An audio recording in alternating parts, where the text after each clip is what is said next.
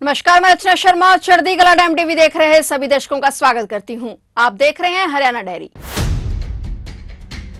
25 जून 1975 को तत्कालीन प्रधानमंत्री इंदिरा गांधी की तरफ से लगाई गई इमरजेंसी के दिन को बीजेपी हर साल आपातकाल दिवस का आयोजन करती रही है। इस बार पार्टी ने इस दिन को संविधान हत्या दिवस के नाम से मनाया जा रहा है और राजधानी दिल्ली समेत देश भर के कई इलाकों में पोस्टर लगे हुए हैं। देश की राजधानी दिल्ली में इमरजेंसी के 50 साल पूरे होने पर सड़कों पर पोस्टर लगाए गए हैं, जिसमें बीजेपी इमरजेंसी को संविधान हत्या दिवस के तौर पर मना रही है। इसी कड़ी में हरियाणा के करनाल में भी संविधान हत्या दिवस पर राज्य स्तरीय कार्यक्रम का आयोजन किया गया। हरियाणा के मुख्यमंत्री नायब सिंह सैनी भी इस कार्यक्रम में शिरकत करने पहुंचे और इस दौरान सीएम नायब सैनी ने करनाल में देश में आपातकाल की 50वीं वर्षगांठ के अवसर पर आयोजित कार्यक्रम को संबोधित किया। कल्पना चावला ऑडिटोरियम में आयोजित इस कार्यक्रम से पहले सीएम नायब सैनी ने पहले पौधारोपण किया। सीएम सैनी ने मंच को संबोधित करते हुए कहा कि इन कार्यक्रमों का मकसद नई पीढ़ी को इमरजेंसी के काले अध्याय से अवगत कराना और उन्हें बताया जाए कि कैसे आम लोगों के अधिकार छीन लिए गए थे। आज कई जगह पर प्रदर्शनी का आयोजन भी किया गया। उन्होंने कहा कि 25 जून सभी को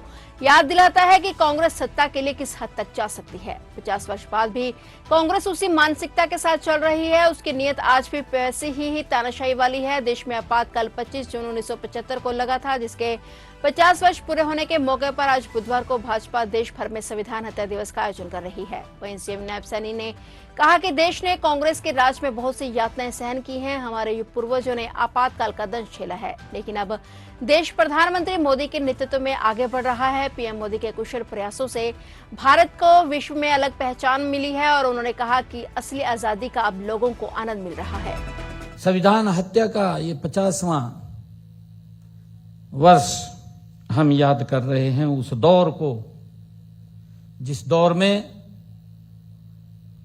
हम ये सोच रहे थे कि अब कोई विपत्ति नहीं आएगी, परंतु घर बैठे बैठे परिवार के साथ भोजन करते करते, परिवार के साथ खुशी मनाते मनाते रात के 12 बजे आदेश पारित होता है और रात के 12 बजे ही लोगों को घर से यातनाएं देते हुए परिवार के सामने उनको उठा लिया जाता है। किस प्रकार का अत्याचार उनके ऊपर होता है, इस प्रकार का अत्याचार कि हम उसको अगर स्मरण भी करते हैं हमारे रोंगटे खड़े हो जाते हैं। उन्होंने अपने जीवन के ऊपर सहा है। जिस अत्याचार को मात्र स्मरण करने से रोंगटे खड़े हो जाते हों, तो उनके ऊपर कितना उन्होंने सहा होगा, ये अकल्पनीय है, कल्पना नहीं की जा सकती। कितना बड़ा अत्याचार वो उस समय के अंदर, वो आजादी के बाद हुआ है। अपनी इच्छा शक्ति पूरा करने के लिए हुआ है, एक टारगेट तरीके से हुआ है, एक सोची समझी साजिश के तहत हुआ है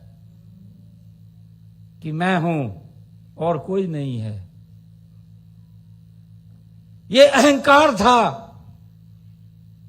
परंतु ये भारत का लोकतंत्र है, भारत का ये पवित्र संविधान है। जिन हमारे महापुरुषों ने इस पवित्र संविधान की रचना की, हमें दिया,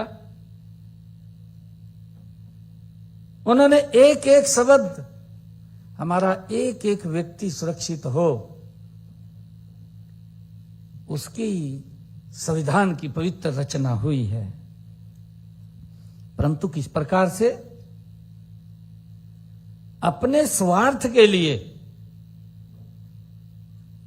उस पवित्र संविधान को कुचल दिया गया, उसको तोड़ मरोड़ दिया गया। हमारे दर्शन ब्रिज ठक्कर जी, हाँ उनके पिताजी हैं, वो अपनी, क्योंकि छोटे होंगे ब्रिज ठक्कर जी उस टाइम 16-17 साल के थे, 16-17 साल के, 16-17 साल के बालक को तो सब ध्यान में रहता है क्या हुआ क्या नहीं हुआ। पिताजी को उठा लिया और उन्होंने बताया क्या क्या यातनाएं दी। सोच भी नहीं सकता व्यक्ति। क्या यही लोकतंत्र था? क्या हमारे आजादी के रणबांकुरों ने यही सपने देखे थे कि भारत आजाद होगा और आजादी के अंदर लोगों के ऊपर यातनाएं हो जाएंगी? क्या इसीलिए ये भारत आजाद हुआ था? फिलहाल हरियाणा डायरी में इतना ही। और नए समाचारों के साथ फिर से हाजिर होंगे। तब तक के लिए देखते रहिए चढ़ती कला टाइम टीवी।